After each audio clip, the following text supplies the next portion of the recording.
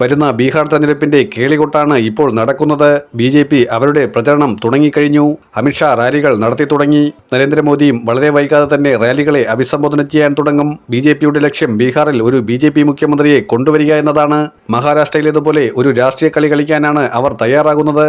എന്നാൽ അവർക്ക് ചില വിട്ടുവീഴ്ചകൾ കേന്ദ്രത്തിൽ ചെയ്തു കൊടുക്കേണ്ടി വരുന്നു എന്നത് യാഥാർത്ഥ്യമാണ്.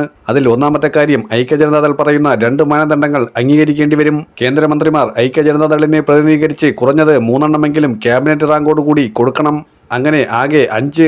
അത്തരത്തിൽ ഒരു വിചിത്രമായ ചോദ്യമാണ് ചോദിക്കുന്നത്. ഐക്യജനതാദളിന്റെ 12 എംപിമാരുടെ മാത്രം പിന്തുണയുള്ള നിലവിലെ സാഹചര്യം പരമാവധി മുതലെടുക്കാനാണ് നിതീഷ് കുമാറിന്റെ നീക്കം. അങ്ങനെ വന്നാൽ TDPയും കൂടുതൽ വകുപ്പുകൾ ചോദിക്കും. TDP ബി.ജെ.പിയെ താങ്ങി നിർത്തുന്ന മറ്റൊരു പ്രധാന കക്ഷിയാണ്. 16 എംപിമാർ TDPക്കുണ്ട്. നായിഡുവും നിതീഷും വിചാരിക്കാതെ NDAയിൽ നിലവിലെ രാഷ്ട്രീയ സാഹചര്യത്തിൽ ഒരു കരിയില പോലും അനങ്ങില്ല എന്നാണ് വെപ്പ്.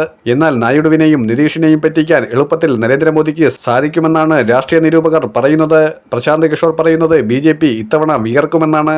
അതായത് മുഖ്യമന്ത്രി സ്ഥാനം ബി.ജെ.പി. ഏറ്റെടുക്കുമെന്ന അവകാശവാദം ഉന്നയിക്കുമ്പോൾ ജനങ്ങൾ അത് ഏറ്റെടുത്തില്ലെങ്കിൽ ബി.ജെ.പിയെ കാത്തിരിക്കുന്നത് വൻ പരാജയമായിരിക്കും.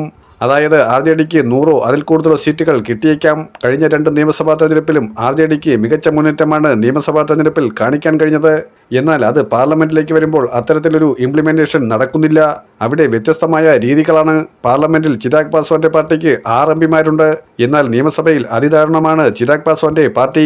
സാന്നിധ്യമില്ലാത്ത ഒരു നിയമസഭാ തെരഞ്ഞെടുപ്പ് കൂടി ഉണ്ടാകുമെന്ന് ചിരാഗ് പാസ്വാന് വളരെ നന്നായി അറിയാം. കാരണം ഒരിക്കലും LJPയെ NDAയിൽ ഒരു ഘടകകക്ഷിയായി നിയമസഭയിൽ കാര്യമായി പരിഗണിക്കുന്നില്ല എന്നുള്ളതാണ് സത്യം. നിലവിൽ നിതീഷ് കുമാർ മന്ത്രിസഭയിൽ LJPക്ക് പ്രാതിനിധ്യമില്ല. നിതീഷ് കുമാറിന്റെ രാഷ്ട്രീയമെന്നത് LJP വിരുദ്ധ രാഷ്ട്രീയമാണ്. കാരണം ചിരാഗ് പാസ്വാനെ ഏറ്റവും അധികം വെറുക്കുന്ന നേതാവ് നിതീഷ് കുമാറാണ്.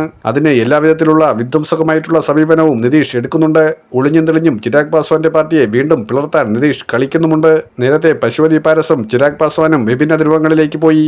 ചിരാഗ് പാസ്വാൻ തന്റെ പിതാവിന്റെ ഹാജിപൂർ ലോക്സഭാ മണ്ഡലം ഏറ്റെടുത്തപ്പോൾ പശുപതി കുമാർ പാരസ് എന്ന ചിരാഗ് പാസ്വാന്റെ പിതൃ സഹോദരൻ മാറി നിന്നു. നരേന്ദ്രമോദിയുടെ 2ാം മന്ത്രിസഭയിലെ കേന്ദ്രമന്ത്രിയായിരുന്നു പശുപതി പാരസ്.